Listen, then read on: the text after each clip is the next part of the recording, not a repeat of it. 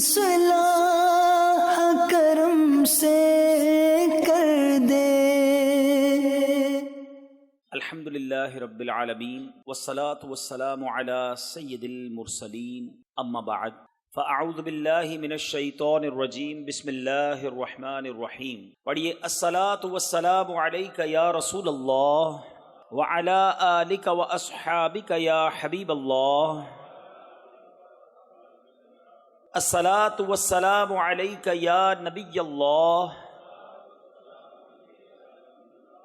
وعلی آلک واصحابک یا نور اللہ۔ درود پاک پڑھنے کے بے شمار فضائل و برکات ہیں، اور اس قدر فضائل ہیں درود کے کہ بعض اوقات جب فضائل درود سنتے ہیں، پڑھتے ہیں تو عقلیں حیران ہو جاتی ہیں۔ ایک بڑا ہی ایمان افروز یوں سمجھیے کہ حدیث پاک کا جو مضمون ہے وہ بہت خوبصورت ہے، اور اندازہ ہوگا کہ درود پڑھنے میں کتنی دیر لگتی ہے اور اس کا ریوارڈ، اس کا انعام کتنا بڑا ہے۔ القول البدیع میں یہ حدیث پاک موجود ہے۔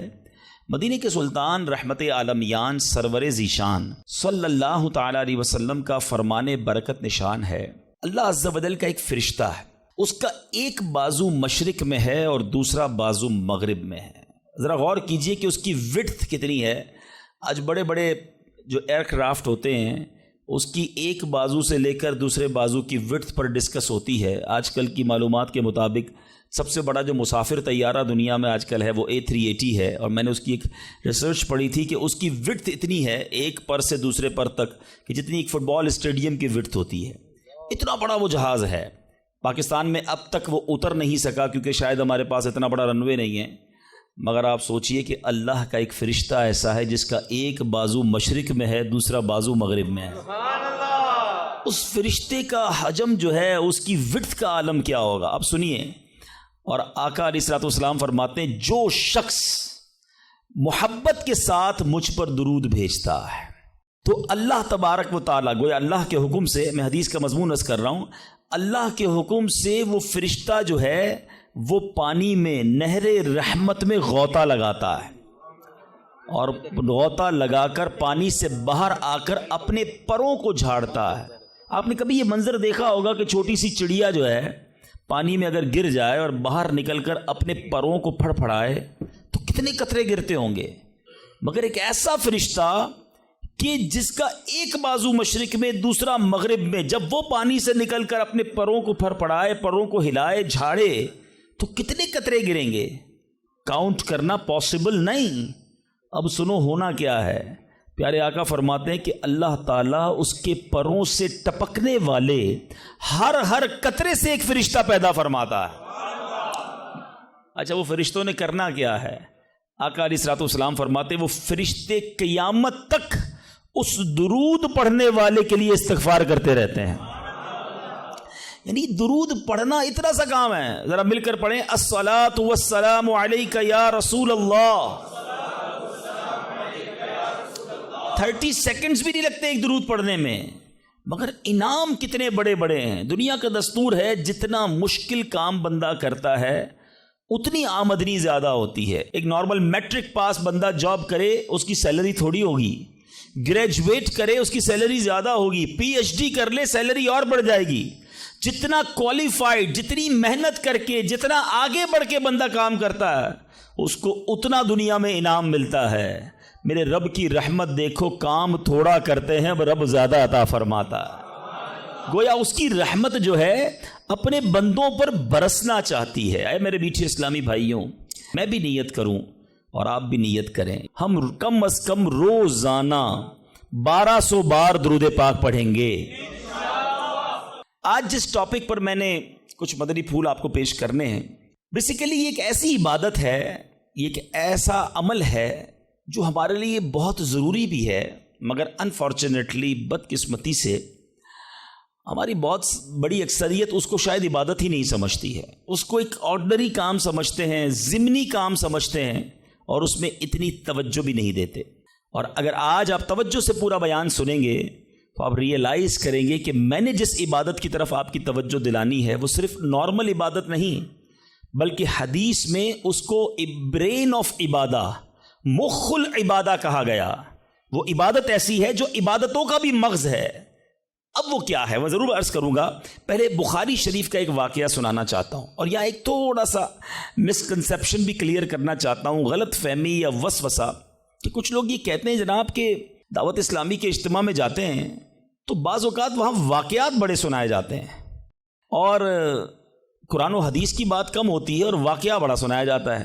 اب میں جو واقعہ سنانے جا رہا ہوں یہ میں نے نہیں سنانا, میرے آقا علیہ الصلوۃ والسلام نے صحابہ کرام کو سنایا تھا.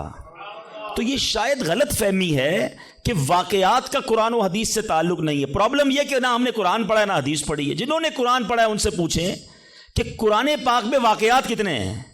قرآن پاک بھرا پڑا ہے واقعات سے. سورہ بقرہ کو بقرہ کیوں کہتے ہیں بھائی؟ یہ ایک گائے کا واقعہ ہے. بقرہ کہتے ہی گائے کو ہیں, ٹھیک ہے جناب. سورہ یوسف کو احسن القصص کہا گیا, قرآن پاک کا سب سے بہترین قصہ. شاید آپ میں سے بہت سو کو نہیں معلوم ہوگا کہ قرآن مجید فرقان حمید میں 100 سے زیادہ واقعات موجود ہیں, مگر لوگ پتہ نہیں کیوں اریٹیٹ ہوتے ہیں. اس کا مطلب کیا ہوا؟ اس کے آپ پڑھے لکھے لوگ ہیں, شاید میرے پوائنٹ کو پک کر لیں گے. بخاری شریف کی بڑی بڑی کتابوں میں, حدیث کی جتنی بڑی کتابیں ہیں, نبی پاک نے پچھلی قوموں کے واقعے بیان کیے. قرآن واقعے بیان کر رہا ہے, نبی پاک واقعات بیان کر رہے ہیں. What is the reason behind this? اس کا مطلب یہ ہے کہ انسان کو اللہ نے جس طریقے سے بنایا ہے نا, ہمارا ذہن واقعے کو جلدی قبول کرتا ہے. ہم اسٹوری کے ذریعے بات جلدی سمجھتے ہیں, اور آج ماڈرن سائنس اس بات کو پک کرنے میں کامیاب ہوئی ہے. اللہ کا کلام ہمارے پاس 1450 سال سے موجود ہے. آج جائیے اسکول کالجز کے اندر, آج بڑے بڑے پروفیسر اس نتیجے پر پہنچے ہیں کہ جناب بچوں کو اگر کوئی بات سکھانی ہے تو کوئی اسٹوری کے ذریعے سکھانی ہوگی, کسی پوئم کے ذریعے سکھانی ہوگی, کوئی واقعہ بیان کرے تو بات دل میں گھر کر جائے گی. آج ماڈرن سائنس اس بات پر پہنچی ہے. میرا قرآن اور نبی کی حدیثیں ان واقعات سے بھری ہوئی ہیں.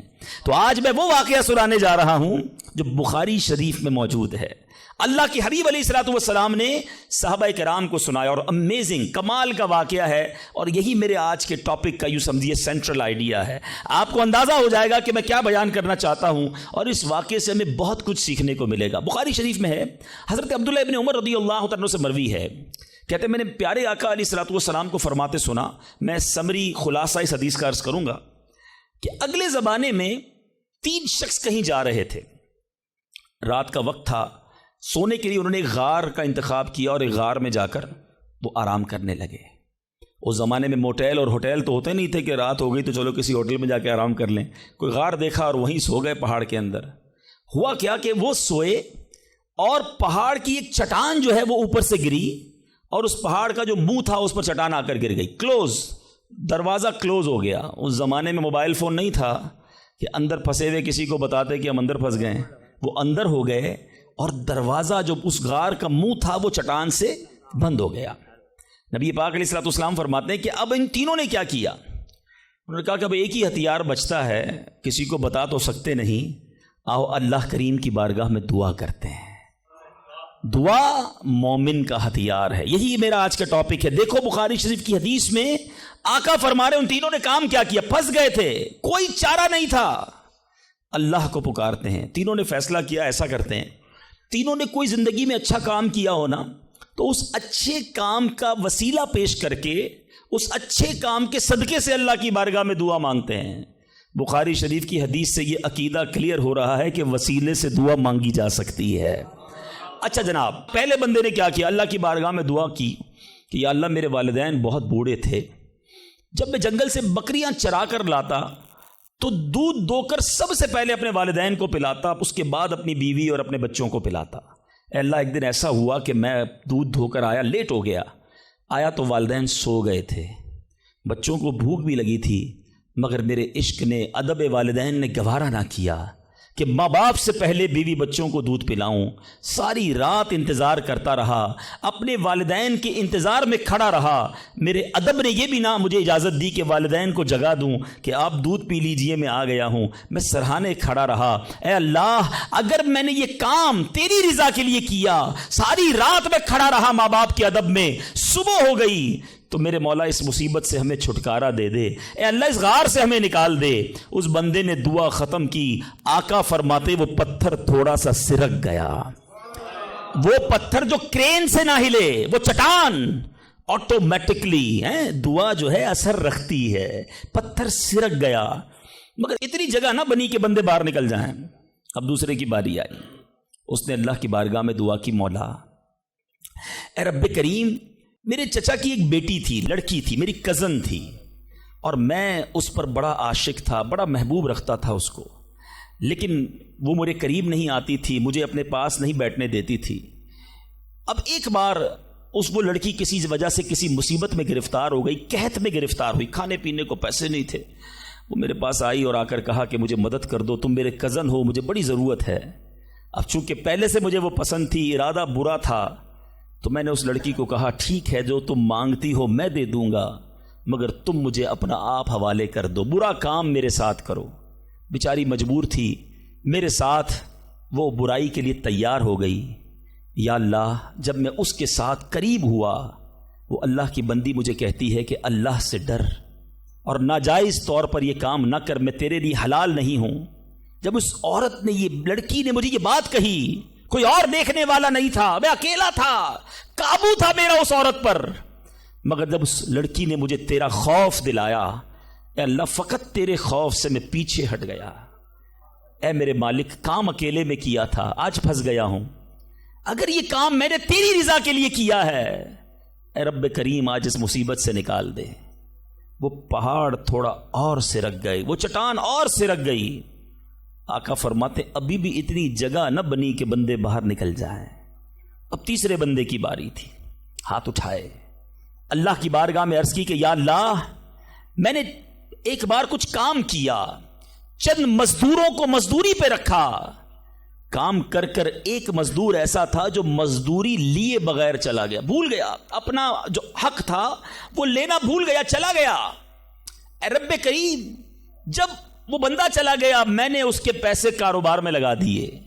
کچھ سالوں بعد وہ مزدور پھر آیا, آ کر کہتا ہے میری مزدوری باقی رہ گئی تھی بھائی, میں لینا بھول گیا تھا, وہ پیسے مجھے دے دو. تو میں نے اس مزدور سے کہا کہ تم اتنا بڑا ریوڑ جانوروں کا دیکھ رہے ہو, گائے بکریاں یہ سب تمہاری ہیں. اس نے کہا یہ ساری میری کیسے ہو سکتی ہیں؟ کہا بھائی جو تمہارے پیسے تھے میں نے کاروبار میں لگائے, کاروبار میں اللہ نے اتنی برکت ڈال دی ہے کہ یہ حصہ تمہارا ہے. وہ حیران ہوا, پریشان ہوا, یقین نہ آیا. مگر پھر جب میں نے کہا یہ تیرا ہی ہے, وہ مزدور سارے جانور لے گیا. اے میرے مالک, جو میں نے ایمانداری کی, میں نے امانت میں خیانت نہ کی, اگر یہ کام میں نے تیری رضا کے لیے کیا ہے, اے اللہ اس مصیبت سے جان چھڑا دے. حدیث کے الفاظ ہیں, وہ پہاڑ اور سرک گیا. اب اتنا راستہ بن گیا کہ وہ تینوں باہر نکل گئے. میٹھے میٹھے اسلامی بھائیوں, یہ میں پھر دوبارہ ریپیٹ کر رہا ہوں, not talking about from my self. میں اپنی طرف سے کوئی کسی کہانی کی بک سے آپ کو واقعہ نہیں سنا رہا. میں نے ایک حدیث پاک کی سب سے بڑی کتاب, اصح الکتاب بعد القرآن کہا جاتا ہے, صحیح ترین کتاب قرآن کے بعد جس کو کہا جاتا ہے وہ بخاری شریف ہے. میں نے نبی پاک کی حدیث آپ کے سامنے رکھی ہے. 3 باتیں سیکھنی ہیں اس میں سے, ٹھیک ہے؟ پہلا بندے نے کیا کام کیا, اللہ سے کیا عرض کی کہ والدین کا ادب کیا تھا.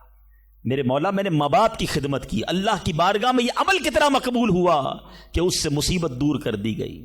میں ہر ٹاپک پر بہت دیر تک گفتگو کر سکتا ہوں, لیکن ظاہر ہے کہ مجھے ایک وقت کے اندر اپنا بیان کمپلیٹ کرنا ہے. میں بہت مختصر بات کر کے آگے بڑھ جاؤں گا. وہ لوگ جن کے ماں باپ حیات ہیں, خدا کی قسم یہ رب کی بہت بڑی نعمت ہے, ہمیشہ ان کی قدر کرنا. ماں باپ کا جو فرما بردار ہے وہ دنیا میں بھی کامیاب ہے اور آخرت میں بھی کامیاب ہے. ایک حدیث کا مضمون ہے, جس سے ماں باپ راضی اس سے اس کا رب راضی, جس کے ماں باپ اس سے ناراض اس سے اس کا رب ناراض. یاد رکھنا میرے بھائیوں, وہ میرے نوجوانوں جن کے ماں باپ حیات ہیں, ان کی قدر کرو, ان کی دعائیں لو. خدا کی قسم اس کو کامیابی سے کوئی نہیں روک سکتا جس کے ساتھ ماں باپ کی دعائیں ہیں, اور اس شخص کو بربادی سے کوئی نہیں روک سکتا جس کے ماں باپ اس سے ناراض ہیں. دنیا میں اور بہت سارے گناہ ہیں, ہر گناہ کی سزا, اس کا رزلٹ, اس کا عذاب جو ہے وہ بندے کو مرنے کے بعد پتہ چلتا ہے. مگر ماں باپ کی نافرمانی وہ گناہ ہے کہ جس کا عذاب بندے کو دنیا میں دکھایا جاتا ہے. جو ماں باپ کا نافرمان ہوتا ہے نا, اس کی اولاد دنیا میں اس کی نافرمان ہوتی ہے. آج آپ بہت سارے اسلام بھائی پرچیاں بھی دیتے ہیں, دعائیں بھی کرواتے ہیں. میں آپ کو ایک مشورہ دیتا ہوں, ادھر ادھر دعائیں مت کراؤ. جس کے پاس ماں ہے نا, اپنی ماں کے قدموں میں بیٹھ جاؤ. خدا کی قسم ماں دل سے دعا کر دے طوفان ٹل جایا کرتے ہیں. بھول گئے آپ کہ جنت میں موسیٰ کا پڑوسی بنا دیا اللہ نے. ایک کسائی کو ماں نے دعا دی تھی, اللہ نے موسیٰ کا جنت میں پڑوسی بنا دیا. تو ماں باپ کی ادب کریں, نافرمانی نہ کریں. دوسری بات, بڑی اہم بات ہے, بڑے نوجوان بیٹھے ہیں یہاں پر. آج جو بے حیائی کا دور ہے, آج جو بدکاری کا دور ہے, آج جو سوشل میڈیا نے ہماری آنے والی نسلوں کو برباد کر کے رکھا ہے, فلموں نے, ڈراموں نے, ماڈرنزم نے, حیا ختم ہوتی جا رہی ہے. اس نوجوان نے کیا کیا تھا؟ اکیلا تھا, اس لڑکی پر قابو تھا, مگر جب خوف خدا طاری ہوا تو وہ موقع چھوڑ کر اللہ کے لیے الگ ہو گیا. بتائیے آج ہمارا کیا حال ہے؟ نیک نمازی دکھنے والے بھی اکیلے میں جب ہوں, اللہ نہ کرے گناہ کا موقع مل جائے, کیا اب بندہ بچتا ہے؟ ہم سوچے تو صحیح کہ ہم گناہ کرتے وقت یہ خیال تو رکھتے ہیں کوئی دیکھ نہ لے, دروازہ بند کر دو, لائٹ آف کر دو, کہیں اور چلتے ہیں, یا تو جاننے والے رہتے ہیں. ارے جدھر جا رہے ہو ادھر کا رب کوئی اور ہے کیا؟ اللہ ہر حال میں دیکھ رہا ہے. کاش یہ جملہ میرے اور آپ کے دل پر نقش کر جائے. جب حرام کرنے کو جی چاہے, جب گناہ کرنے کو جی چاہے, جب بے حیائی کرنے کو جی چاہے, اے میرے نوجوانوں, نہ کرو اپنی نوجوانی کو برباد ان بے حیائیوں کے کاموں میں. یہ اللہ کو ناراض کرنے والا, جہنم میں جانے والا کام ہے. حفاظت کرو اپنی, شیطان کے واروں سے بچاؤ اپنے آپ کو. اور اس کی بڑی وجہ یہ سوشل میڈیا ہے. یاد رکھیے گا, پہلے نگاہ بہکتی ہے, پھر دل بہکتا ہے, پھر شرمگاہ بہکتی ہے. یہ امیر اہل سنت جو ہے نا, جو بانی دعوت اسلامی ہے, فاؤنڈر آف دعوت اسلامی, بیسیکلی یہ نباز ہیں. ان کو جتنی دنیا کی جو مزاج شناسی ہے وہ نعرہ کیوں لگاتے ہیں؟ اکثر نظریں جھکی رہیں گی.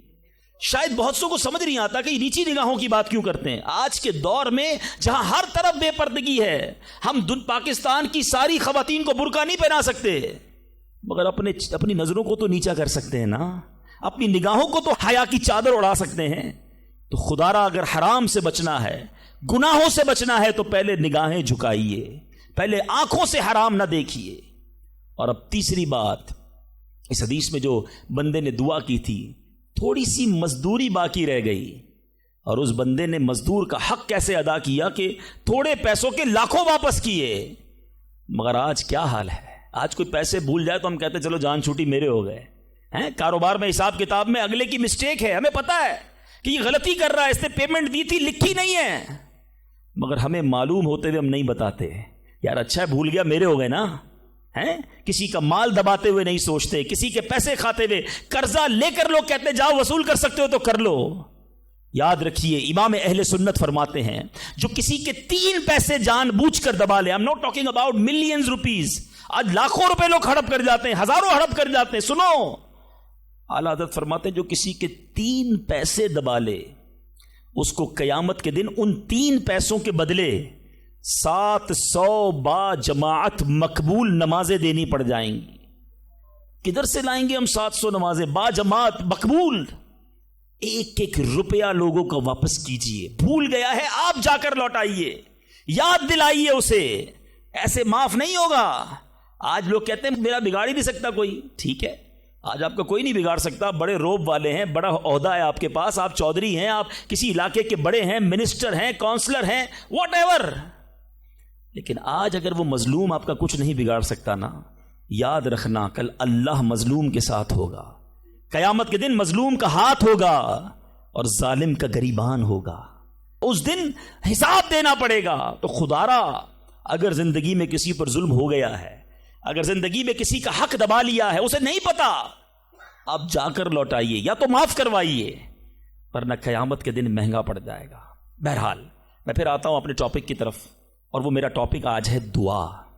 تو پتہ چلا کہ دعا یہ مومن کا ہتھیار ہے. مگر آج بڑا عجیب معاملہ ہے کہ دعا میں ہمارا وہ کنسنٹریشن نہیں ہوتا, دعا میں وہ توجہ ہی نہیں ہوتی.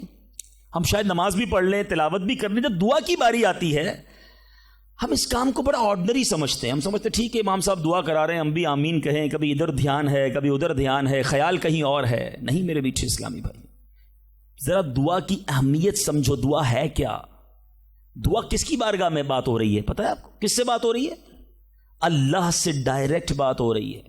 دنیا میں کسی پرائم منسٹر، کسی صدر، کوئی بڑے بادشاہ سے بات کرنی ہو، ہمیں یہ پریویلیج نہیں ملتا، ہمیں یہ آسانی تھوڑی کہ ہم ڈائریکٹ کسی سے بات کر لیں، اپوائنٹمنٹ لینا پڑتا ہے، ٹائم بڑی مشکل سے ملتا ہے، غریب آدمی کو تو ملتا بھی نہیں، بہت بڑی سورس بھی لگائیں، اچھا جناب 2 مہینے بعد آپ کی باری آئے گی، 2 منٹ بات کر سکیں گے آپ، 3 منٹ سے زیادہ بات نہیں کر سکیں گے، یعنی دنیا والوں کے پاس جا کر ٹائم لینا ڈیفیکلٹ۔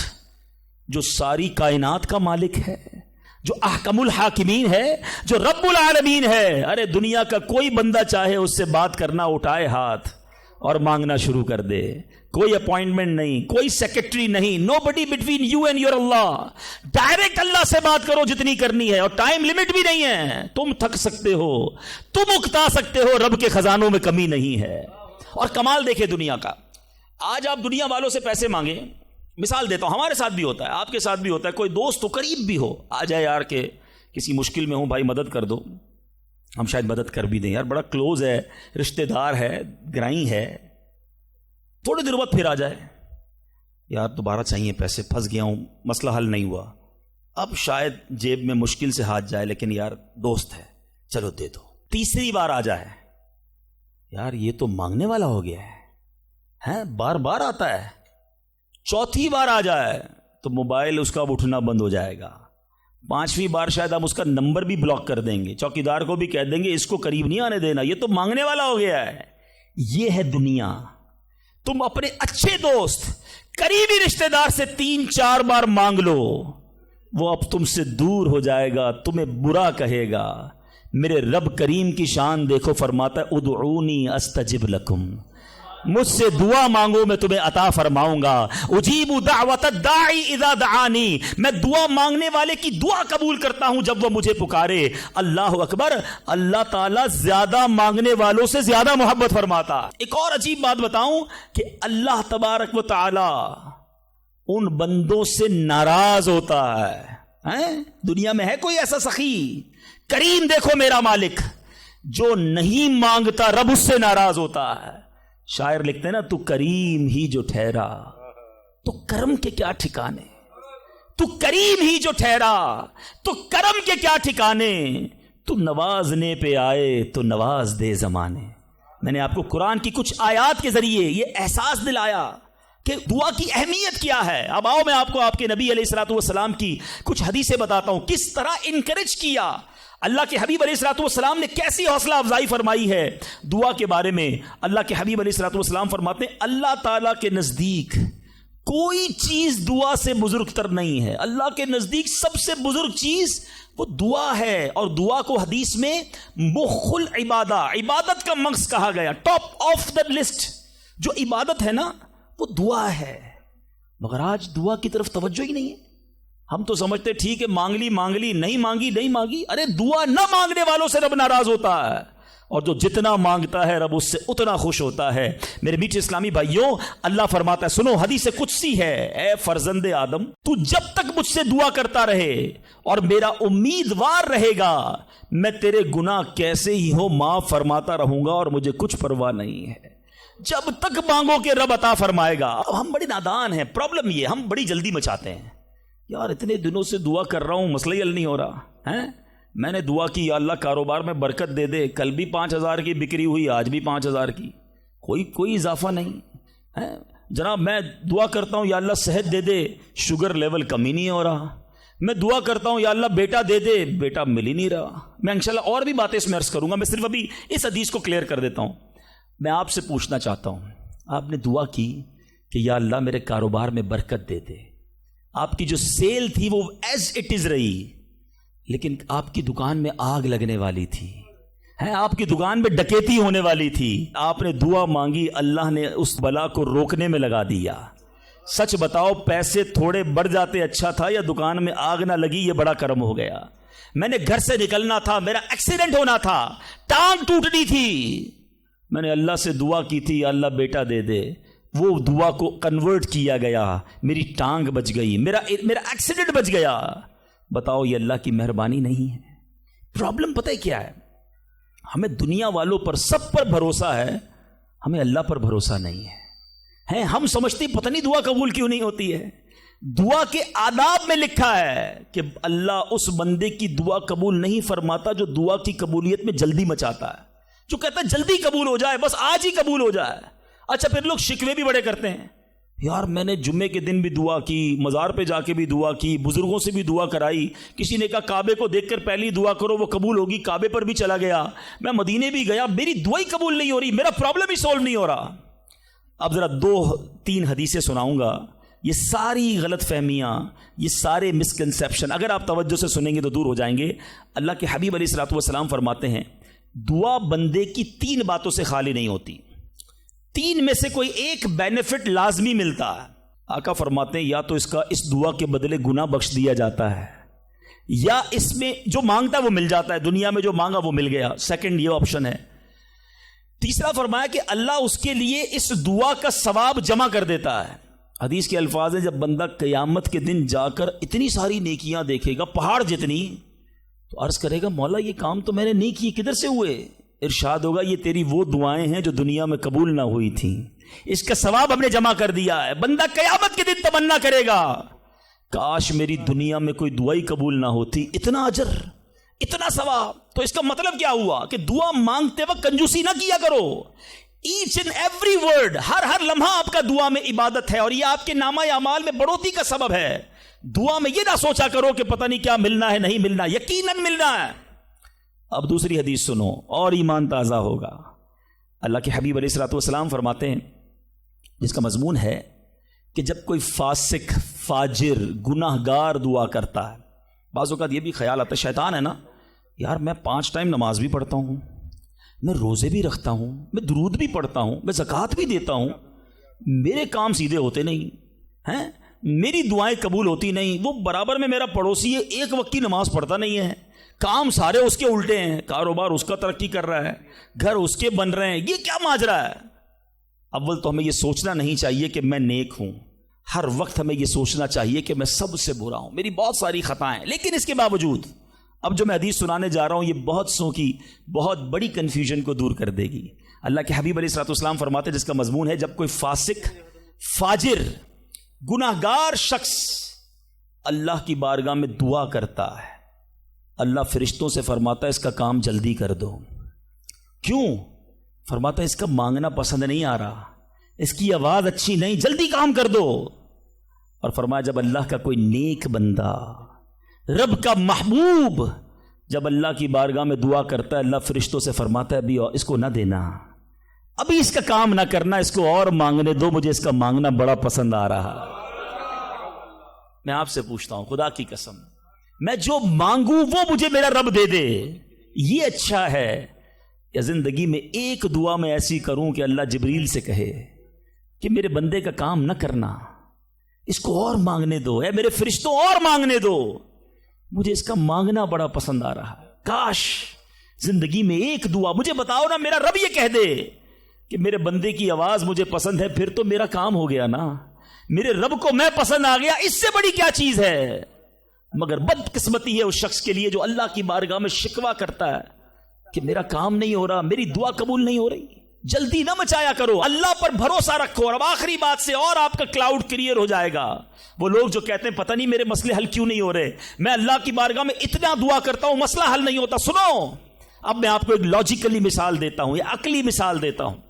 آپ والد ہیں، آپ میں سے بہت سارے والد ہوں گے، کئی بڑے بھائی ہوں گے، آپ نے بچے پالے ہیں یا کئی ابھی بھی بچے والے ہیں۔ میں آپ سے سوال کرتا ہوں، آپ کا چھوٹا بیٹا ہو، اسمال چائلڈ، بیمار ہو جائے، گلا خراب، فلو، شدید کھانسی، اب وہ بچہ آپ سے ضد کرے کہ ابو جان میں نے آئس کریم کھانی ہے، میں نے ٹھنڈا شربت پینا ہے، کھانسی بھی ہو رہی ہے، بتائیے آپ پلائیں گے اس کو؟ جواب دیجئے۔ سب منع کر رہے ہیں، نہیں پلائیں گے نا؟ اچھا، اب وہ بچہ رونا شروع کر دے، آپ کے بالکل سامنے بیٹھے چیخے مار رہا ہے، رو رہا ہے، آپ کا ایک دوست بھی ساتھ بیٹھا ہے، وہ ابھی آیا، دیکھا بچہ رو رہا ہے آئس کریم کے لیے، باپ کہہ رہا نہیں کھلاؤں گا۔ اب دوست کیا کہے گا؟ یار کیسے والد ہو، بچہ رو رہا ہے کھلا دو نا آئس کریم۔ اس کو پتہ نہیں ساری بات، تو آپ اس کو کیا رپلائی دیں گے؟ آپ کہیں گے میں والد ہوں، مجھے پتا ہے بچے کو کب کیا دینا ہے، ابھی آئس کریم کھلا دوں گا تو گلا خراب ہو جائے گا، یہ اور بیمار ہو جائے گا، اس کو آئس کریم دینا اس سے محبت نہیں ہے، دشمنی ہے۔ ایسا ہی ہے، ذرا بات میرے ساتھ رہیے گا. اب بڑی دل پر ہاتھ رکھ کر میری بات سننا. تم والد ہو, تمہیں پتا ہے بچے کو کب کیا دینا ہے, میرے خالق کو نہیں پتا مجھے کب کیا دینا ہے. میں مانگ رہا ہوں یا اللہ روزی میں برکت دے, وہ نہیں دے رہا. میں مانگ رہا ہوں یا اللہ اولاد دے, وہ نہیں دے رہا. میں گر گڑا رہا ہوں یا اللہ کرائے کے مکان میں ہوں, اپنا مکان دے دے, وہ نہیں دے رہا. اے مولا میں فلاں ملک میں جانا چاہتا ہوں, ویزے لگانا چاہتا ہوں, نہیں مل رہے ویزا. ارے کیوں یقین نہیں رکھتے؟ جتنے ادھر بیٹھے ہو میں آپ سے پوچھتا ہوں, کون ہے جو یہ کہتا ہے میری ماں مجھ سے محبت نہیں کرتی؟ ارے ماں تو وہ ہستی ہے جو اپنے سکھ قربان کر کے ہمیں سکھی کرتی ہے. ساری رات ہمارے لیے جاگنے والی ہماری ماں ہے. تو جو ماں تکلیف نہیں دے سکتی, وہ ماؤں سے زیادہ پیار کرنے والا کیسے ہماری دعا قبول نہیں کرے گا؟ یہ یقین رکھ لو, اگر میں مانگ رہا ہوں وہ نہیں دے رہا تو وہی میرے لیے بہتر ہے. میرا کام نہیں ہو رہا نا, وہی میرے لیے بہتر ہے. جو اولاد کے تمنائی ہیں, نہیں مل رہی اولاد, یقین کر لو کہ میرے لیے اولاد بہتر نہیں. پوچھو ان ماں باپ سے جن کے بچے مار کر انہیں گھر سے نکال دیتے ہیں. وہ کہتے کاش بچہ پیدا ہی نہ ہوتا, بیٹے نے مارا ہے مجھے, بیٹے نے گھر سے نکال دیا. ایسی اولاد نہیں دنیا میں.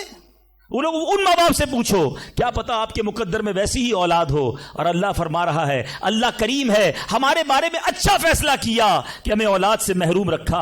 اے میرے بندوں, جب تمہیں ماں باپ پر یقین ہے کہ وہ برا فیصلہ نہیں کرتے, تو اپنے خالق پر یقین کر لو. اب اگر یہ سوچ لو گے نا, تو آپ کی لائف بڑی پرسکون ہو جائے گی. اب آپ ٹینشن میں نہیں رہیں گے. دعا کریں گے, کام ہو گیا تو بھی اللہ کا شکر, نہیں ہوا تو بھی اللہ کا شکر. میرے لیے بہتر تھا نا, اللہ نے اس لیے نہیں کیا. یقین کر لو اپنے مالک پر. ایک بار میں افریقہ میں تھا, تنزانیہ میں. ایک بہت بڑے بزنس مین تھے, انہوں نے کہا میرا بہت بڑا ان کا کاروبار تھا. 7,000 گھر انہوں نے بنائے تھے, پورا سٹی بنایا. بڑی محبت کرتے ہیں دعوت اسلامی سے. مجھے کہا تنزانیہ آئے, اب ہمارے ساتھ چلیں اور ہمارے اس پورے شہر کے اندر دعا کر دیں. میں نے کہا چلیں, چلتے ہیں. میں ان کے ساتھ بیٹھ گیا ان کی گاڑی میں. سنیے گا ذرا, میں اس بزنس مین سے ایک بات سیکھا ہوں اور میں بھولتا نہیں ہوں بات. تقریباً جب بھی میں نے یہ بیان کیا مجھے واقعہ خود ہی یاد آ جاتا ہے. تو ہم گئے اس کے ساتھ, one of the biggest business man of that country, بڑا کام تھا ان کا. ہم گئے تو اتفاق تھا جو پل تھا اس شہر کو اور ان کے شہر کو ملانے والا, وہاں کوئی ورک ہو رہا تھا, کام ہو رہا تھا. گاڑی رک گئی ہماری. وہ بڑا آدمی تھا, اس نے کئی لوگوں کو فون کیا, بھائی ہماری گاڑی کو نکلنے دے. کہا نہیں صاحب گاڑی نہیں نکل سکتی, پل پر کام ہو رہا ہے, ٹریفک کلوز. بہت کوشش کی اس نے, نہیں ہوا. ہم واپس آ گئے. جب ہم واپس آئے تو مجھے لگا کہ یار اس کو بیچارے کو دل چھوٹا ہو جاتا ہے نا انسان کا, بڑی محبت سے لے کر گیا اور لے ہی نہیں جا سکا. تو میں نے کہا آپ گھبرائیں نہیں, اس میں کوئی خیر ہوگی, اللہ خیر کرے گا. میں ان کو تسلی دے رہا ہوں. یار اس بندے نے جو جملہ کہا نا, وہ کہتا ہے بھائی میری زندگی کا ایک دستور ہے, جب میرا کام ہو جاتا ہے نا تو میں ایک بار اللہ کا شکر ادا کرتا ہوں, نہیں ہوتا تو 2 بار اللہ کا شکر ادا کرتا ہوں. میں شاکڈ ہو گیا. میں نے کہا آپ نے کیا کہا, ذرا دوبارہ کہیے. وہ بزنس مین ہے, ناٹ مولوی, کوئی عالم دین نہیں تھے, لیکن مجھے سکھا گیا وہ بندہ. میں نے کہا دوبارہ کہیے. وہ کہتا ہے جب میرا کام ہو جاتا ہے نا میں ایک بار اللہ کا شکر ادا کرتا ہوں, جب نہیں ہوتا تو میں 2 بار اللہ کا شکر ادا کرتا ہوں. میں نے کہا یہ کیوں؟ کہتے نہیں کس نے کیا, کام نہیں ہوا تو کس کی مرضی سے ہوا, ہم دونوں کا جانا وہاں ٹھیک ہی نہیں تھا. جب ہی روڈ بند ہو گیا, اللہ نے جو کیا میرے مالک نے بہتر کیا. میں نے کہا یار آپ کمال کی شخصیت ہو. میں اتنا خوش ہوا اس بندے سے. یہ فارمولہ یاد کر لو, لائف پرسکون ہو جائے گی. جو مانگو مل جائے یا اللہ تیری مہربانی, جو نہ ملا یا اللہ پھر بھی تیری مہربانی. تو میرے ماں سے زیادہ مجھے چاہنے والا ہے, بہتر تھا جبھی تو نہیں دیا. تو بہرحال میرے میٹھے اسلامی بھائیوں, دعا میں کنجوسی نہیں, دل و جان سے مانگو, ٹھیک ہے. اچھا اب دعا کے کچھ آداب بھی سن لیں. دعا قبول نہ ہونے کا ایک سبب حرام روزی بھی ہے. حدیث کے الفاظ ہیں حرام خور کی دعا قبول نہیں ہوتی. بندہ حرام بھی کھا رہا ہے, سود کا کام بھی کر رہا ہے, ملاوٹ بھی کر رہا ہے, جھوٹ بول کر روزی بھی کما رہا ہے, کہتا ہے دعا کیوں قبول نہیں ہوتی. ایک بار حضرت موسیٰ علیہ نبینا علیہ الصلوۃ والسلام نے ایک شخص کو دیکھا, بڑا رو رہا تھا, بڑا گر گڑا رہا تھا, یا اللہ میری دعا قبول کر لے, یا اللہ میری دعا قبول کر لے. حضرت موسیٰ نے دیکھا, اللہ سے عرض کی مولا تیرا بندہ کتنا رو رہا ہے, گر گڑا رہا ہے, میرے مالک اس کی دعا قبول کر لے. ارشاد ہوا اے موسیٰ یہ اتنا روئے کہ روتے روتے مر جائے, اتنے ہاتھ اٹھائے کہ اس کے ہاتھ آسمان کو چھو لیں. اے موسیٰ میں نے اس کی دعا قبول نہیں کرنی. عرض کی مولا کیا وجہ ہے؟ ارشاد ہوا اے موسیٰ یہ کھاتا حرام ہے, اس جو لباس پہنا یہ حرام ہے. سوچئے اللہ کے نبی سفارش کر رہے ہیں, اللہ اس کی دعا قبول کر لے. مگر حرام کھانے والے کی دعا قبول نہیں ہوتی. اپنی روزی پاکیزہ کرو. آپ میں سارے چاہتے ہیں نا مستجاب الدعوات بن جائیں. مستجاب الدعوات کے معنی کیا ہے؟ جس کی ساری دعائیں قبول ہوں. سب چاہتے ہو نا. حضرت سعد بن ابی وقاص نے پیارے آقا سے سوال کیا, کیا بیوٹیفل کوسچن کر لیا, ہمارے کام سیدھا ہو گیا. آقا سے عرض کی یا رسول اللہ میں مستجاب الدعوات بننا چاہتا ہوں. I want to be a مستجاب الدعوات. نبی پاک نے کوئی لمبا چوڑا, آپ کو تو پورا سلیبس دیا جاتا ہے نا, پی ایچ ڈی کرنا ہے تو اتنی کتابیں پڑھو, ایم بی بی ایس کرنا ہے تو اتنی کتابیں پڑھو, لیکن مستجاب الدعوات تو کمال ہو گیا نا. اس سے بڑی ڈگری ہے کوئی؟ جو دعا مانگو وہ مل جائے. کوئی بڑا سلیبس نہیں دیا نبی پاک نے. اتنے سال روزے رکھو, اتنی تلاوت کرو, اتنے سجدے کرو, اتنے طواف کرو. سنو, ایک لائن میں میرے آقا نے جواب دے دیا. فرمایا اے سعد اپنے لقمے پاکیزہ کر لو تو مستجاب الدعوات ہو جاؤ گے. That's it. غذا پاکیزہ ہو, آپ کی دعائیں قبول ہونا شروع ہو جائیں گی. ایک اور بڑی اہم بات جو مسٹیک کر جاتے ہیں وہ کیا ہے کہ ہم دعا کے اندر فوکس نہیں کرتے. یاد رکھیں, اللہ غافل دل کی دعا نہیں سنتا. یاد رکھیے گا. مثال کے طور پہ ہم دعا کرتے وقت آمین, ابھی ادھر دیکھ رہے ہیں, آمین آمین آمین, بات اللہ سے کر رہے ہو اور دھیان کہیں اور ہے. اس کو میں آپ کی اگزامپل دیتا ہوں. آپ میں سے کئی ٹیچرز بیٹھے ہوں گے, پروفیسر بیٹھے ہوں گے, سیٹھ بیٹھے ہوں گے, والد بیٹھے ہوں گے. آپ کا اسٹوڈنٹ آپ کے سامنے بیٹھا ہے, آپ کا بیٹا آپ کے سامنے بیٹھا ہے, آپ کا ماتحت آپ کے سامنے بیٹھا. آپ اس کو بڑا کوئی بات سمجھا رہے ہیں, بیٹا دیکھو یوں کرنا یوں کرنا ہے. وہ کبھی ادھر دیکھے, کبھی ادھر دیکھے, کبھی موبائل نکال لے. کیسا لگے گا آپ کو؟ کمال ہے یار, میں تم سے بات کر رہا ہوں اور تمہارا دھیان کہیں اور ہے. توجہ سے سنو. آپ کو برا لگتا ہے آپ کا بچہ آپ کی بات نہ سنے. تم رب کی بارگاہ میں ہاتھ اٹھا کر دھیان کہیں اور ہے, کدھر سے دعا قبول ہوگی؟ یہ بے ادبی ہے. بارگاہ الہی میں حاضر ہیں تو بس فوکس, پتا چلے میں کس کے دربار میں ہوں. آنکھیں جھکی ہوں, ادب سے بندہ بیٹھے وضو کر کے, ہیں اس کا خیال مالک کے دربار کی طرف ہو کہ غلام ایک مجرم بادشاہ کے دربار میں ہاتھ اٹھائے بھکاری بن کر حاضر ہوا ہے. پھر دیکھیں کیسے عطا ملتی ہے. ایک اور مسٹیک, دعا قبول نہ ہونے کا ایک سبب, اور وہ ہے یقین. ایک بڑا پرابلم یہ ہے, بندہ کہتا ہے یار چلو مانگ لیتے ہیں, باقی ہوتی نہیں اپنی دعا قبول. ہے روایتوں کا مضمون ہے جو بندہ یہ کہے نا کہ دعا پتہ نہیں قبول ہوگی یا نہیں, اس کی قبول ہی نہیں ہونی ہے, وہ نہ مانگے. یقین چاہیے, وہ بلیف چاہیے, وہ یقین ساتھ ہو تو پھر دعا عرش تک جاتی ہے. ایک واقعہ مجھے یاد آیا. ایک بار ایک گاؤں میں بارش نہیں ہو رہی تھی, بڑا زبردست قحط. گاؤں والوں نے طے کیا چلو مل کر ذرا دعا کرتے ہیں, نماز استسقاء وغیرہ پڑھتے ہیں. گاؤں کے سارے لوگ جمع ہوئے, ہزاروں کا مجمع.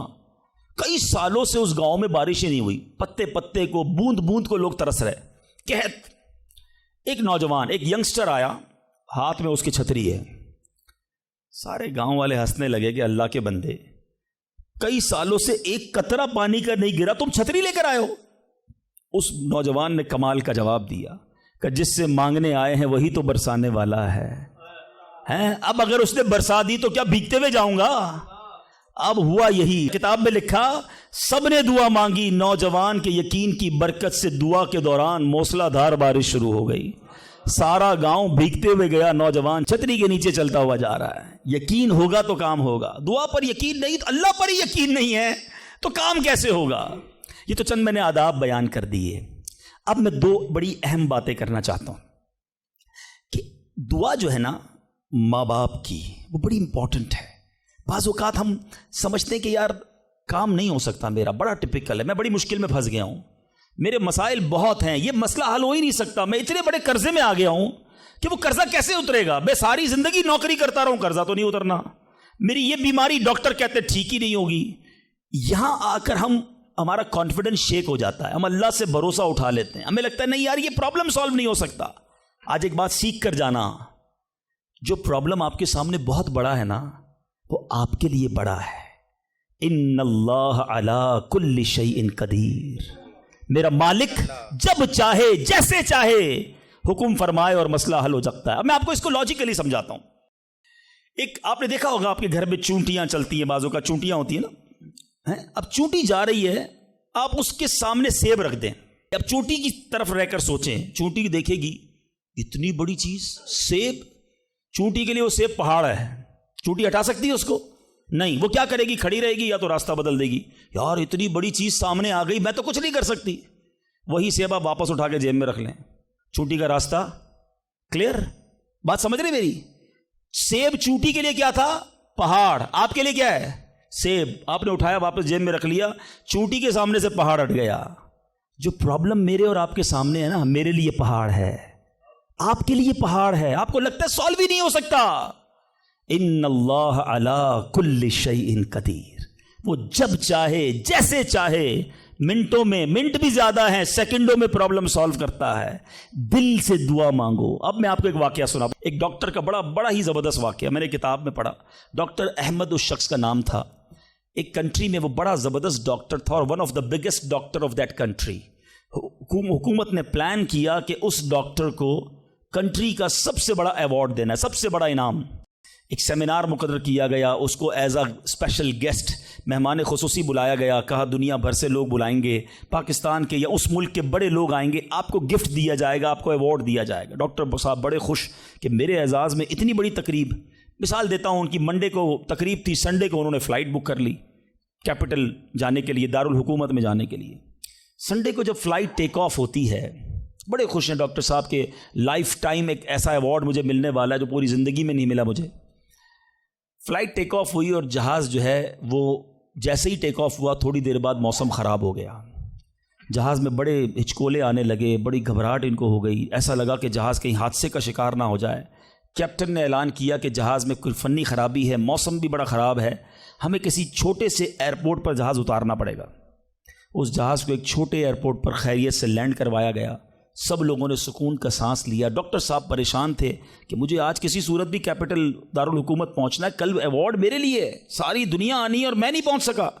डॉक्टर साहब वेट करते रहे कि अब कब उड़ेगा। एयरपोर्ट के अमले ने कहा कि हुजूर आज जहाज़ नहीं उड़ सकता, ये जहाज़ में ऐसी ख़राबी है, हमारा एयरपोर्ट भी बहुत छोटा है, हमारे यहाँ कोई टेक्निकल स्टाफ नहीं है, ये कल हो सकेगा। डॉक्टर साहब कहे मैं मर जाऊँगा, बहुत बड़ा प्रॉब्लम हो जाएगा, मुझे कल बहुत बड़ा अवार्ड मिलना है, मुझे कैपिटल पहुँचना ज़रूरी है। देखें, अगर आपने वाकई वहाँ पहुँचना है ना तो इसका आसान हल ये, आप गाड़ी किराए पे लें। जहाँ जाना है वो 6-7 घंटे की ड्राइव है, आप रात तक पहुँच जाएंगे, आप जहाज़ का इंतज़ार ना करें। डॉक्टर साहब को मशवरा समझ आया, रेंट अ कार ली, गाड़ी ड्राइव करना शुरू की।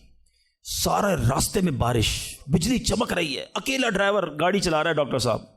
अचानक उसको समझ ही नहीं आई, रास्ता पहली बार था, वो किसी अननोन रास्ते पर चढ़ गया, मोटरवे से उतरकर किसी छोटे रास्ते पर चला गया।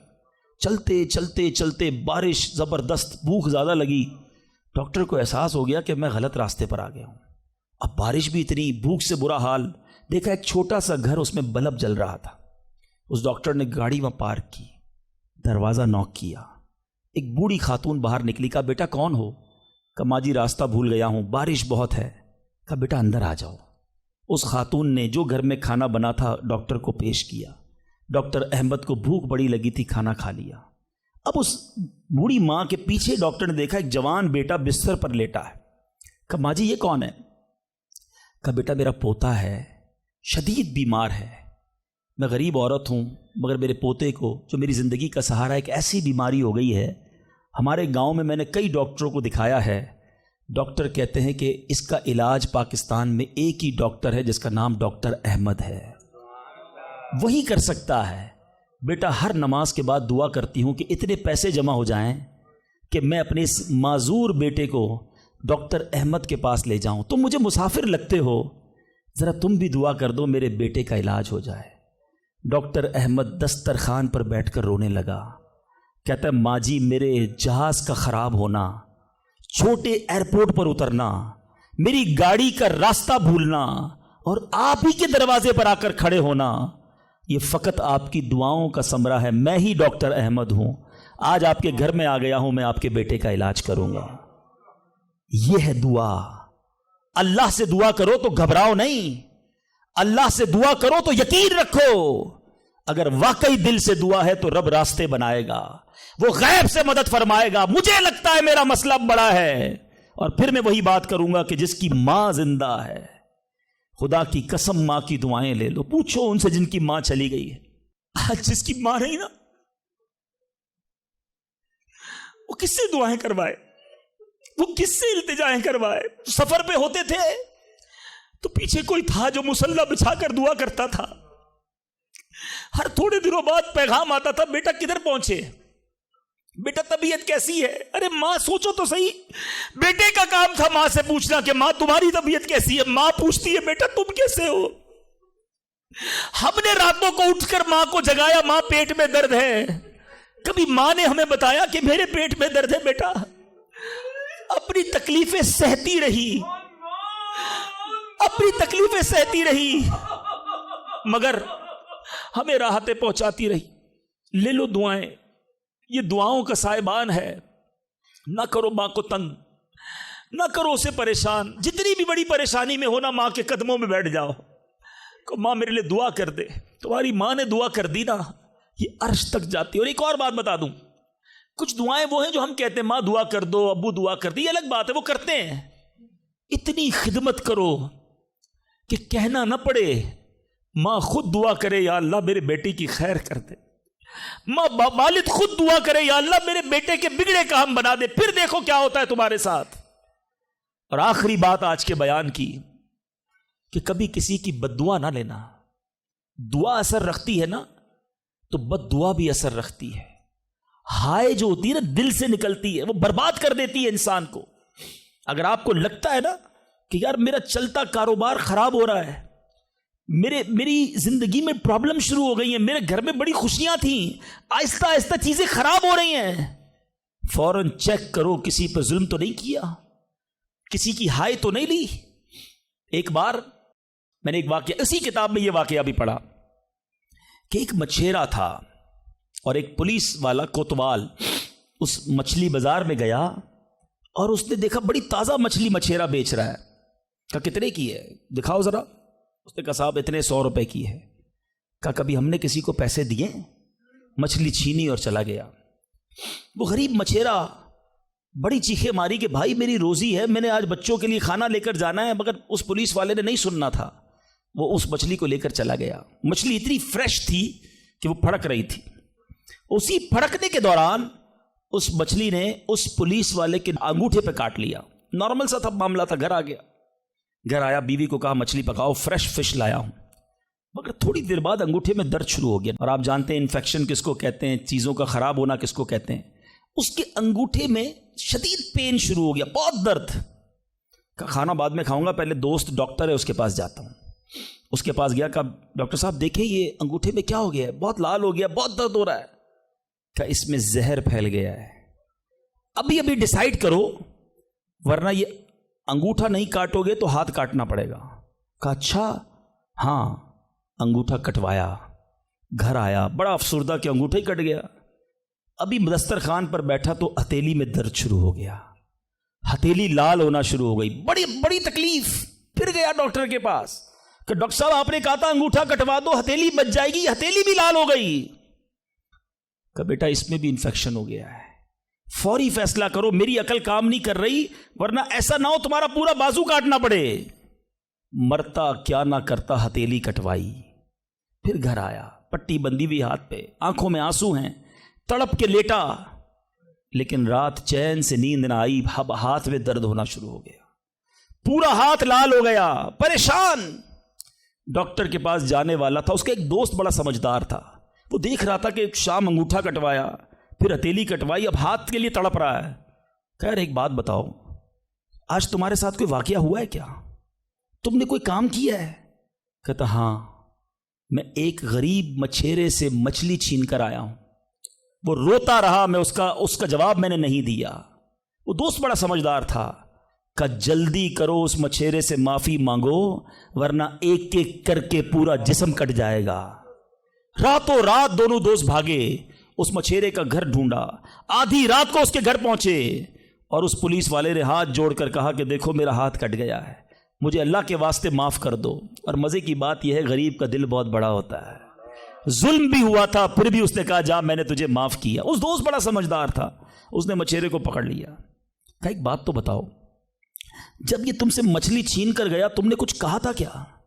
کہتا ہاں میں نے اللہ کی بارگاہ میں دعا کی تھی کہ یا اللہ میں کمزور ہوں، یہ بندہ مجھ پر ظلم کر کے میرے بچوں کی روزی لے گیا ہے، میں اس کا کچھ نہیں بگاڑ سکا، اے اللہ میرا بدلہ تو نے لینا ہے، اے اللہ میرا بدلہ تیرے ذمہ ہے، اب تو اپنی قدرت سے میرا بدلہ لیجیو۔ اے میرے میٹھے اسلامی بھائیوں، یاد رکھنا ہائے نہ لینا کسی کی، تکبر نہ کرنا کہ میں بڑا کرو فر والا ہوں، میں انجینئر، میں ڈاکٹر، میں پروفیسر، میں سیٹھ۔ آج آپ کچھ بھی ہیں، یہ اللہ نے آپ کو دیا ہے۔ ایک ہائے لگ گئی نا، اللہ کے کسی بندے کو تکلیف پہنچا دی اور اس نے ہاتھ اٹھا دیے۔ یہ دعا بڑی کمال کی چیز ہے، طوفان ٹال بھی دیتی ہے اور برباد بھی کر دیتی ہے۔ بربادی سے بچنا ہے، لوگوں کی دعائیں لیجیے۔ زندگی میں ایسے کام کرنا میٹھے اسلامی بھائیوں کہ میری غیر موجودگی میں بھی لوگ دعا دیں کہ کیا بندہ ہے، کیا ملتا ہے، کیا اخلاق ہے۔ ایسا نہ کرنا کہ کسی سے مل کر جاؤ تو جانے کے بعد لوگ کہیں اتنا غرور، اتنا تکبر، مجھے ذلیل کر کے گیا۔ آج ملازم کو ہم ذلیل کر دیتے ہیں، آج بیوی بچوں کے سامنے گالیاں نکالتے ہیں، آج لوگ ہم سے ڈرتے ہیں۔ یاد رکھو یہ عزت نہیں ہے۔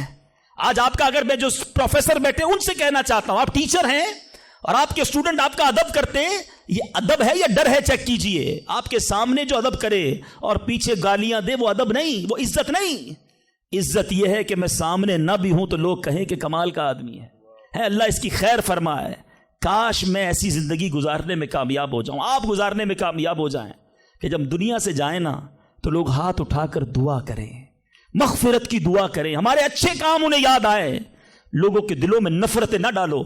آج کسی پر ظلم کر کے، روب جما کر، اس کو دھوس میں لے کر ہم اپنا کام تو نکال لیتے ہیں، مگر یاد رکھنا وہ بھی بندہ رب کا ہے، اللہ کا بندہ ہے، نبی پاک کا امتی ہے، اس کا بھی کنیکشن ہے۔ اور اگر تڑپ کر اس نے دعا کر دی نا تو ہماری بربادی کوئی نہیں روک سکے گا۔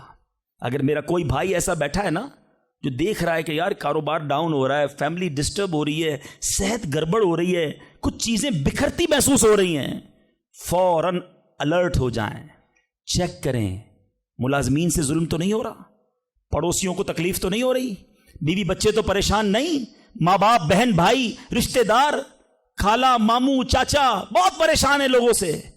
ہم سمجھتے ہیں ہم سب ٹھیک ہے، نہیں سب ٹھیک نہیں ہے، دل توڑے ہوئے ہیں، ذلیل کیا ہوا ہے ہم نے، دنیا کو بانٹتے ہیں، اپنوں کو پریشان کیا ہوا ہے۔ جو شریعت سکھاتی ہے کہ سب سے زیادہ حق ہے ہمارے ماں باپ کا ہم پر، پھر ہمارے گھر والوں کا، پھر ہمارے رشتہ داروں کا۔ ساری دنیا خوش ہے اور رشتہ دار پریشان ہے ہم سے۔ تو اے میرے میٹھے اسلامی بھائیوں، آج کے اس مختصر بیان میں نے 2-3 ایسپیکٹ آپ کے سامنے رکھے ہیں۔ امپورٹنس آف دعا، کتنی ضروری ہے دعا، کتنی برکت والی چیز ہے دعا۔